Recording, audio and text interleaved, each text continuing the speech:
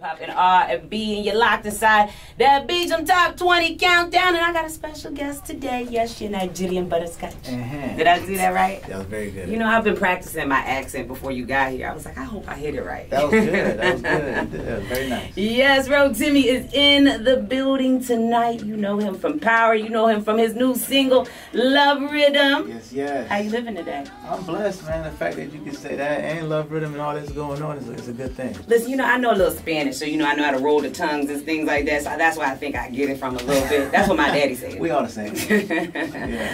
But no, so one thing, when I was like researching about you, and first of all, I was so intrigued by your storyline because it's like you had your ups and downs were almost like by decision and choice some of the way. Yeah. So how do you gauge music and acting at the same time?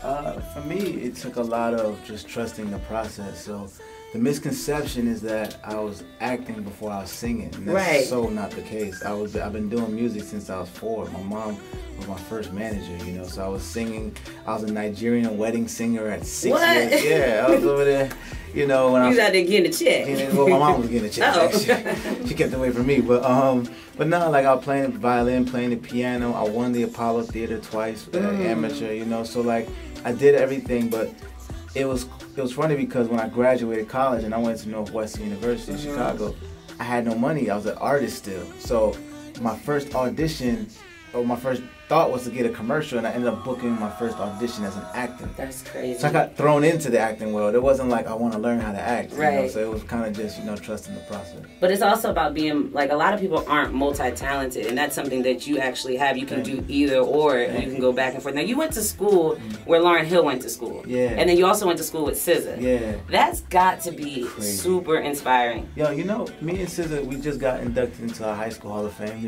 last year together. Congratulations. Thank you. And I remember being in the lunchroom with her, and she was so shy and quiet. I was like varsity high school basketball captain and all that. She was like already doing a lot as a young age, so that's why now you can juggle it as an adult. Yeah, I was I was doing classes, singing, basketball, sports, everything. So like, but she was so quiet and so to herself that no one knew who she was, and for some reason she felt comfortable just talking to me. She was like, yeah, I just want people to know that I could sing and I could dance. So to see what she did and is doing is incredible because we had this conversation when we were 17 years old. Now, do you think you would ever do a song with her? Would you like? 1000%. Yeah, we talked about it. We talked about it like 2 months ago. Okay, well that means that's coming on the way. That might be a little spoiler for the people, you know, a little sprinkle for them. Something like that. No, but so you also had a relationship with Jay-Z very early on in your age. Like, what was that like to have him as a mentor? So when I was 17 years old, it was my senior year, and I was in a group with Jay-Z's nephews, and we all went to high school together. So he knew that we were a group. I was a singer, Ramel was a rapper, this other one was a rapper, and he would have us perform in his living room in the city, in his high-rise, for that whole year. So we'll go record, then bring all the material, and he'll be like, all right, that's whack, that's amazing. So you getting judged by Hov at a young age. At 17 years old. So when I saw him at the Rock Nation brunch like a year ago, he was like, man, I'm so happy for you, man. I knew this was gonna happen for you. So that was crazy for me. Now would you say that's a moment that you knew that you made it? Like was that like an affirmation to you? Yeah, I knew that I made it. I mean, a lot of people have come up to me and said that, but certain people who've seen me at 17, you know what I mean? Like, and took the time almost every Saturday and Sunday when he was in town to hear these kids' music, and you know, so that kind of showed me too that he believed in what we were doing and what we were believing in ourselves. That's crazy. Crazy.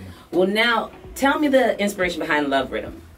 Love Riddim. So this is the first time that, and by the way, this is a great interview. It's really dope. Thank you. I'm gonna let you know that. Thank you. So Love Riddim came from me finding myself as a man and as an artist, and me being first generation Nigerian, and also being American. So I'm the definition of African American. Right. You know what I mean? So it was me putting together my sound mixed with a little bit of Craig David, mixed with a little bit of Akon. You know, and so like that record is so melodic, but still has that African swang to it. Right. And Love Rhythm. And it definitely gives me a lot of island feel. Yeah. You know, it make me want to whine a little bit. I don't really whine, but it make me want to whine. the thought. Right. You know what I mean? I tried it. You tried it. That's all I needed you to do. So, you know, for me, it feels so good when, you know, people from all generations, all colors are dancing to it. Like I got a little white girl in Idaho, and then a Nigerian dude in the slums in Okpofe village. Like from that spectrum, if you know that record is just moving the way it needs to move. For sure. Now, what can we expect from you on Beat Music Festival? Because the ladies been coming to me and they're like, Rotimi is coming. I said, you're Nigerian butterscotch is going to be there. Ladies, and more ladies. You know, you can expect a really, really like authentic show. It's gonna be different from what you're seeing. You know what I mean? And shout out to everybody else who's gonna do it, but I'm gonna do it a little different. You know, make it a little bit more musical too. You know, so it's gonna be fun. I'm excited. Now I know you did. You've toured with August Alsina. Yeah. You've done opened up for Jennifer Hudson. Yeah. So if you had one person that you could open up for, who would that be? Like, who is your inspiration? Dead or alive? Dead or alive? Dead or alive? Give me both. Okay. You know? I'll give you Bob Marley, because I feel like I learned a lot on that tour. And I'd say right now, I'd say Ed Sheeran. I like that. Because there's a lot of money what he doing. That's true. You know, look, I ain't gonna lie to you. You know, I just bring my guitar. Right. Ed, what you got? Exactly. Perfect. Exactly. Now now I know people want to know about Power. Yeah, let's talk about it. Because I was a little upset. Okay? I was a little upset. Yo, why are people upset? Yo, he was about to kill Dre. It's life or death. Listen, that wasn't even what I was upset about. We need to go all the way back to when old buddy was trying to help you and the baby. I was like, no. Yeah. You just hurt me there. Man, Dre is a savage, man. And I love the fact that Courtney Kemp is the writer of the show. And she gave me an opportunity after Lobos had been killed season 3. And she was like, do you want to be a villain or do you want to be Ghost 2.0? I was like, yo, there's already an Amari Hardwick. Right. There's already, that man is iconic in Ghost. You know, let me make Dre iconic in his own route. So I chose the villain.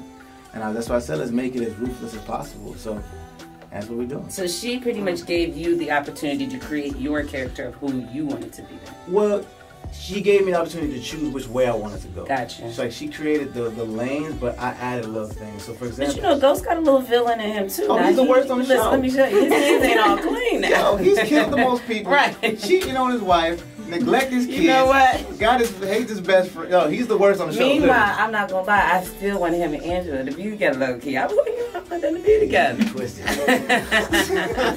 Now, with this being the last season, and now you're going to be also doing Coming to America too. What does that mean to you? Because that's a classic film. You know, for me to go from classic TV show to a classic movie, you know, that is just like, man, God has been so good to me. And we started filming and being in the same scene with, you know, Eddie and Arsenio, and then pulling me to the side. Even Wesley Snipes is in it too. So I'm surrounded by one of the greatest of all times, you know, and they're pulling me to the side like, man, what you just did is super funny. So like those confirmations, and this is Eddie Murphy, one of the top 3 comedians of all time, saying that I made him genuinely laugh in the scene. You know, it was funny, man. It was a blessing. You know, just hearing this from you, but then also researching overall, I just have to say, like, your story is super inspirational. It allows people to know that yes, I can take time off to go to college, but I still got an opportunity. There is still a second chance, and I can continue to go in my path and what I want to do. And I just want to thank you just for even being able to express that and show it, and then also spread your talent across the world to several thousands, millions of people. Thank you. And for me, you know, I give glory to my parents too, because they made me focus on going to school. And going to Northwestern really challenged me as a man, because I was 17 in a whole different part of the world, a part of the country that I wasn't aware of, and I didn't, you know what to expect. So I had to sink or swim.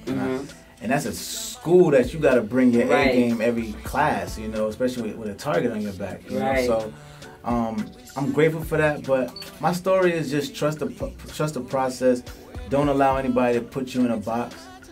Realize that if you're a creative, don't limit yourself, and surround yourself with people that are as smart or smarter than you, and you be straight. There it is. You heard it from the man himself, Nigerian Butterscotch, Rotimi in the building. It's the Beat Top 20 Countdown. I just hit